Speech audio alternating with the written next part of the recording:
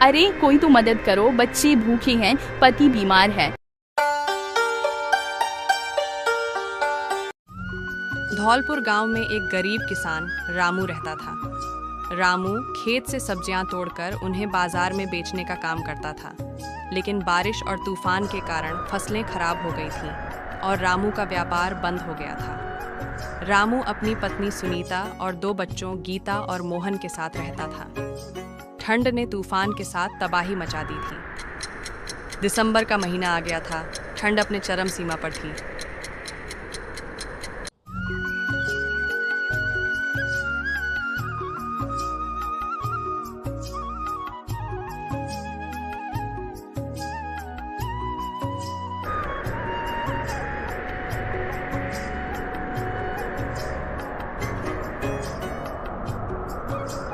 सर्दियों की एक स्याह रात थी।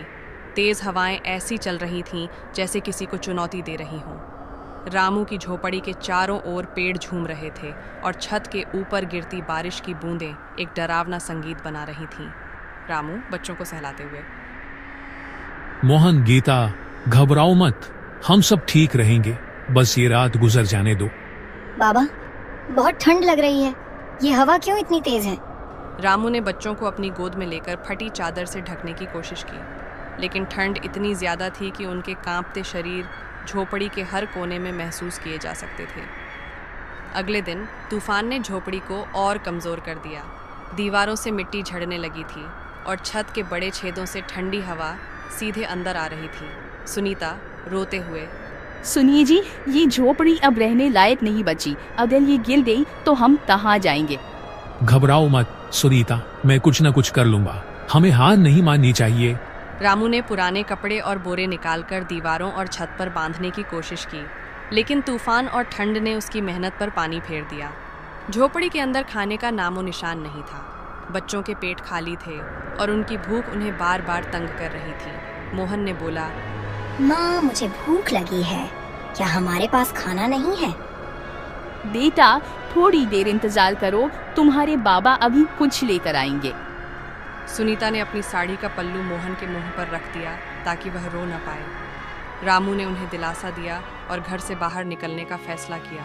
रामू ठंड और तेज बारिश में लकड़ियां और कुछ खाने का सामान जुटाने के लिए बाहर निकला। रास्ता इतना खराब था कि उसकी चप्पल बार बार कीचड़ में धंस रही थी। रामू खुद से, भगवान मेरी मदद करो, मेरे बच्चों को बचाने के लिए मुझे कुछ लकड़ियां और अनाज चाहिए। हम गरीबों के लिए ठंड, बारिश, गर्मी, ये सब तो जैसे अभिशाप बनकर आते हैं। क्या करें, हम गरीब हैं भगवान, थोड़ा तो रहम करो। रामू ने जंगल से कुछ गीली लकड़ियां इकट्ठा की और गांव के जमींदार के पास मदद मांगने गया। जमींदार का बड़ा सा घर गर्माहट और आराम से भरा था। रामू ने कांपते हुए उससे मदद मांगी। रामू ने जमींदार से कहा, साहब, मेरे बच्चे ठंड और भूख से मर रहे हैं, मुझे थोड़ी लकड़ियां और अनाज दे दीजिए, मैं आपकी पूरी उम्र सेवा करूंगा। जमींदार अहंकार से, रामू, गरीबों की हालत कभी नहीं बदलती, लेकिन जाओ, झोपड़ी में जो लकड़ियां पड़ी हैं उन्हें ले जाओ, लेकिन अनाज के लिए तुम्हें कल से काम करना होगा। रामू ने आंखों में आंसू लिए लकड़ियां उठाईं और घर की ओर चल पड़ा। तेज बारिश और ठंड ने उसके कपड़ों को पूरी तरह गीला कर दिया। घर पहुंचने के बाद रामू ने किसी तरह आग जलाने की कोशिश की, लेकिन गीली लकड़ियां ठीक से नहीं जल रही थीं। थोड़ी कोशिश के बाद लकड़ियां जलने लगीं। ठंड और भूख ने रामू के शरीर को कमजोर कर दिया था।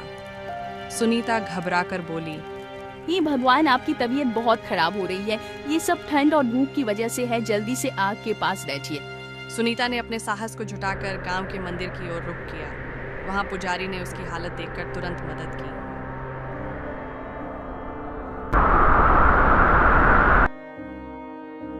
सुनीता ने घर आकर रामू की सेवा की। धीरे धीरे रामू की तबीयत में सुधार होने लगा। लेकिन जनवरी का महीना शुरू हुआ और अगले दिन तूफान और ठंडी ने और भी जानलेवा रूप ले लिया। तेज हवाएं झोपड़ी को हिला रही थीं और हर कोने से ठंड के झोंके अंदर आ रहे थे।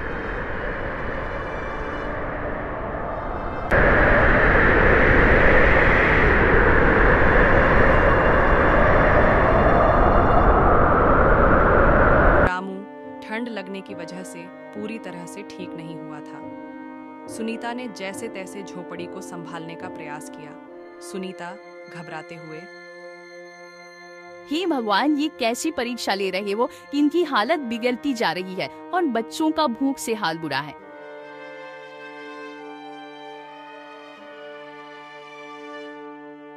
सुनीता ने अपनी हिम्मत जुटाई और झोपड़ी के चारों ओर फटी हुई 2-3 साड़ियां जो उसके पास बची थीं, उन्हें बांध दिया ताकि हवा अंदर न आ सके।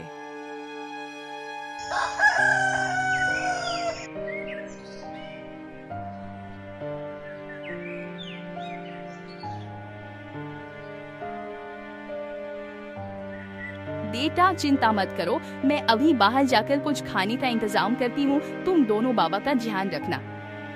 सुनीता बाहर निकली। तूफान की हवाएं इतनी तेज थीं कि चलना भी मुश्किल हो रहा था। ठंड से उसके हाथ पैर सुन्न हो रहे थे, लेकिन बच्चों और रामू की हालत उसे बाहर जाने के लिए मजबूर कर रही थी। धीरे धीरे रात होने लगी और हवा और तेज होने लगी। सुनीता ने एक एक करके गांव के हर दरवाजे पर दस्तक दी। अरे कोई तो मदद करो, बच्चे भूखे हैं, पति बीमार है, कोई तो मदद करो। लेकिन हर जगह से उसे निराशा ही हाथ लगी। सुनीता की हिम्मत टूटने लगी। ठंड से उसके हाथ पैर सूज गए थे और वह थककर रास्ते के किनारे बैठ गई। तभी एक कार उसके पास आकर रुकी। उसमें से एक औरत उतरी और कुछ कचरा सड़क पर फेंक कर चली गई। सुनीता उस कचरे के पास गई और देखा कि उसमें कुछ बची हुई पकौड़ियाँ थीं। भूख और मजबूरी ने उसे वह उठाने पर मजबूर कर दिया। सुनीता जल्दी जल्दी झोपड़ी में वापस आई। उसने उन पकौड़ियों को आग पर गर्म किया और रामू और बच्चों को खाने के लिए दिया। अगले दिन सुनीता ने रामू और बच्चों को झोपड़ी में छोड़ा और गांव के मंदिर की ओर चली गई।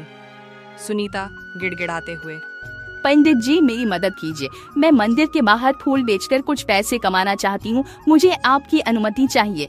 पुजारी का दिल पिघल गया। पुजारी, ठीक है, लेकिन मंदिर के अंदर मत आना, बाहर ही फूल बेचो, भगवान तुम्हारी मेहनत का फल जरूर देंगे।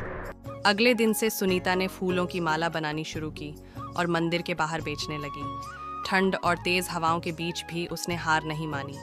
धीरे धीरे लोग उससे फूल खरीदने लगे और उसकी कमाई होने लगी। जैसे जैसे सुनीता की कमाई बढ़ी, उसने तुरंत अपनी झोपड़ी की मरम्मत करवाने का फैसला किया। रामू की तबीयत भी अब ठीक होने लगी थी। रामू सुनीता से, सुनीता, तुमने अकेले इतनी मेहनत की, तुम्हारी वजह से आज हमारा घर ठीक हो रहा है। सुनीता, जीवन साथी अगर तुम्हारी तरह हो तो इंसान हर मुश्किल का सामना कर सकता है। मैं भाग्यशाली हूँ कि तुम मेरी जीवन साथी हो। गीता मुस्कुराते हुए, माँ, अब हमारी झोपड़ी में हवा और ठंड नहीं आएगी। मोहन खुश होकर, हमारे घर में अब सब ठीक हो गया है। हाँ मेरे बच्चों, अब सब ठीक है, अब हम लोगों को ठंड से डरने की जरूरत नहीं है। बच्चों, अब हमें इस ठंड से और डरने की जरूरत नहीं है। तुम्हारी मम्मी ने हमें इस मुसीबत से बचा लिया है।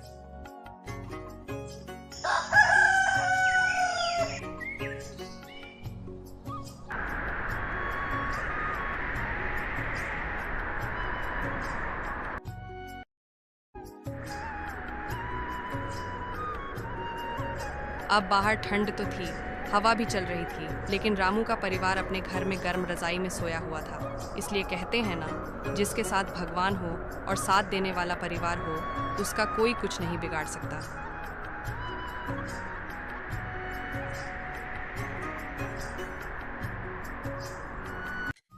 जैसे ही मौसम थोड़ा ठीक हुआ, रामू और गीता ने पैसे जमा किए और एक भैंस खरीद ली। रामू ने उसका दूध बेचना शुरू किया।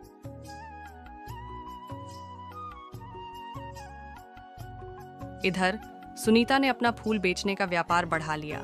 धीरे धीरे उन्होंने पक्के घर का मकान बना लिया। रामू सुनीता से, सुनीता, अब अगली ठंड में हमें ये दिन नहीं देखना पड़ेगा। हम लोग गरीब जरूर हैं, लेकिन हमने कभी हार नहीं मानी, इसलिए आज हम लोग यहाँ हैं। सुनीता रामू से, हाँ जी, अब हम जरूरतमंदों को कंबल और खाने का सामान देंगे ताकि उनकी हालत ठंड में हमारी जैसी ना हो। उन्होंने रास्ते के हर गरीब को कंबल और खाने का सामान दिया।